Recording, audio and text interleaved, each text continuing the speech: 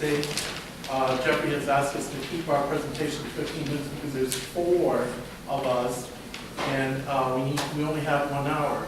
I do want to observe that I'm a fan of creating buffers, and there's a little tiny bit of buffer that is an hour and a half lunch. So, I'm going to try to stick to the 15-minute format because we do want to have a dialogue. And I have prepared, because I usually like to luxuriate up here, like David said, finally get to the point. So I prepared my text. I usually don't read stuff, but I will today. And I want to thank David for presenting the solutions to the problem I'm about to pose, because that relieves a huge burden at the end of my talk. Okay, so the title of my talk is slightly changed. It is Detroit Future Trophy City. Detroit is a trophy. It's about to be made into a trophy for capitalism. And that is the ultimate victory of capitalism over community government. Now, I know a lot of small merchants in Mexico, the United States, and everywhere that are honest guys. They're just trying to support their families. So I don't want to cast a negative shadow on everybody that does business. David just pointed out that you can do business in a holistic way that supports society. But we are faced with what I call liberated capitalism. Liberated capitalism is simply the belief that the making of profits justifies any method that they use. And they violate the principle of reciprocity that governs any rational, long-lasting human society, because you have to have collaboration. You have to have a cooperative city, just like a cooperative tribe. But business has long attempted to influence and control government from the city to the national levels to maximize profits by obtaining favorable legislation, lowering taxes, and weakening regulations. Within Western civilization, we can trace this pattern back to the ancient Greeks and the Renaissance. Greek merchants took part in the invention of the idea of a democratic republic for the elite supported by slave class. I'm talking about the metaphoric 1%, who are always with us but kind of invisible until recently. Some movement called Occupy Wall Street said, hey, you know what? There's a 1% ruling us. Oh, yeah? Well, this is historical, man. Merchants and financiers got very wealthy from trade stimulated by the rise of empires. It's called civilization. In Europe, they resented being classified as commoners. They wanted to share political power and social prestige with the royals, the nobles, the popes, and the cardinals. At first, they were satisfied to buy their way into the nobility and into the Vatican. But there could never be a merchant king. There could never be a merchant king. And or noble of the cloth could ever be as prestigious as the lineage noble of the sword. They came to see the lineage kings and churchmen as unwanted parasites on their profits and irksome obstacles to their economic projects. The cumulative effect of continually newer ways to make a profit led to the commercialization of the land, mining of the American and African natural and human wealth, and the creation of capitalism in England, a simple system by which the capitalist owns the other means of production, especially human labor. So what I'm painting here is the idea that there have been a series of 1% ruling humanity after the hunting and gathering stage, and they have more. Initially, they used violence, the warrior kings, the nobles, what I call conquest ideology. Christianity turned from a loving idea into I'm going to conquer you and I'm going to force you to be Christian. And then the merchants who gained from the profit of empire slowly gained power and moved on the people that above them that were oppressing them.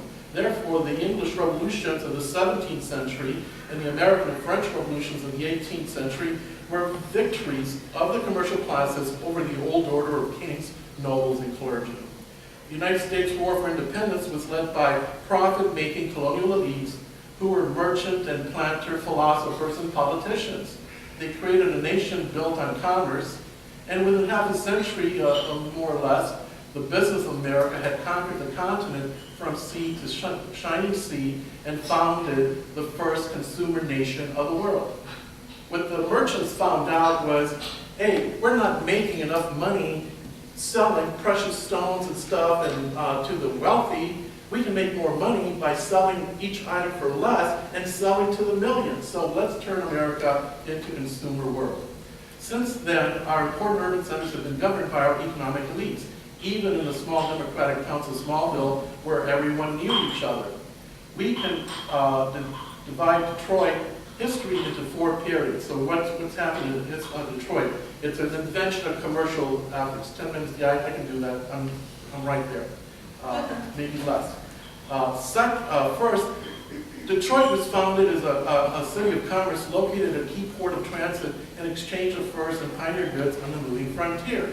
That's first stage. Second stage, its location and natural resources made it a city of industry that made possible the rise of the auto industry. Henry Ford attracted workers from all over the world with a wage of $5 a day. 2 world wars brought African Americans from the South in such numbers that Detroit entered a 3rd stage. What is the 3rd stage of Detroit after pioneer commerce and the city of industry?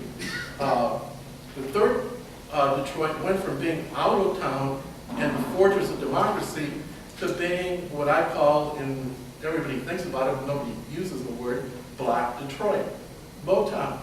Today being celebrated with another musical that takes place inside a zone of economic, political, and civic devastation. The promise of Black Detroit as an American Jew of democracy and industrial capacity was sabotaged not only by the flight of white population and middle-class blacks, but primarily by the flight of the auto industry to other national and global locations and the flight of local corporations to the suburbs. Detroit is a classic ring city, a donut whose blighted center space is vacant of economic wealth, while the doughy ring is plumb with sugar and fat. The corporate flight from Black Detroit left the city without the necessary tax base to maintain the infrastructure of a major urban center.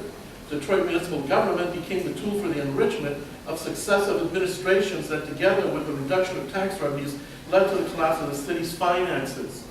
Bad administration of the few resources, revenues left to the city, like property and water taxes and parking meters, was further aggravated by the withdrawal of state revenue sharing. The current governor. The final blow came when the collapse of a fraudulent investment by a black mayor in collaboration with Wall Street during the global financial crisis of 2008 put the city on the path to bankruptcy that is now being finalized. The collapse of Black Detroit was the result of decades of what can be described as both a class war and a race war. The corporations did what most capitalist enterprises do.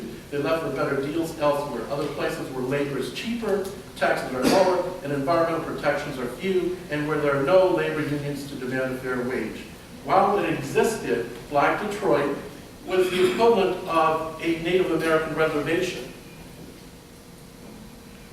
or the island of Haiti, a prison compound for a population that has little utility to business. Both became dependent on the charity of the power holders. Both are seen as a drain on their taxes and an impatient generosity of those who hold those riches. Brooks Patterson, the chief executive for Oakland County, stated it clearly and directly when he said outright that he thinks of Detroit as an Indian reservation. He was just saying what other people refused to say. Now the business and politicians have decided that they have had enough. Governor Rick Snyder is both a businessman, a bean counter, turned in a politician. So he's turned government into a business. He has balanced the state budget on the backs of the poor and working poor while opening doors wide open to businesses. He stated just last night that no one has done more for Detroit than he has.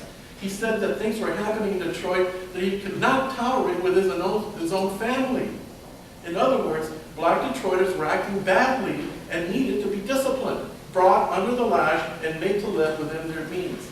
So this is the 4th Detroit that we are now seeing rising. The systematic crisis of Detroit has led to the emergence emerging era of Detroit future city, i.e. the era of Detroit as a trophy city for the corporations and politicians who bankrupted Detroit and are now rebuilding it as a conquest model.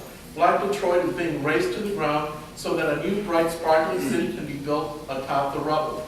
The strategic plan, entitled Detroit Future City, developed by the Bing administration, adopted by the emergency manager, appointed by the governor, and the new mayor Duggan, has the roadmap for the next 50 years. We'll reinvent Detroit as a city of corporate buildings, landscape greens and lakes, housing for the high-income individuals who can afford to pay for their own services, as if the city were a giant condominium. Corporations and foundations will make the decisions in the future city of Detroit in the ultimate victory of capitalism over community and the ideal of democratic government. I can go on to the numerous, well, you really have 5 more minutes? You sure? Yeah. Okay, oh, fantastic, okay. I think I can do that. The ideology behind the transformation is that business is better than democratically elected officials at running the government of the city. This is the same materialistic mythology that has led us to the brink of global ecological collapse. Human life can be reduced to a machine model, to an accounting model. Rick goes around saying, I'm an accountant, I'm a bookkeeper, I can account for everything. Yeah, I can put you in your grave earlier too.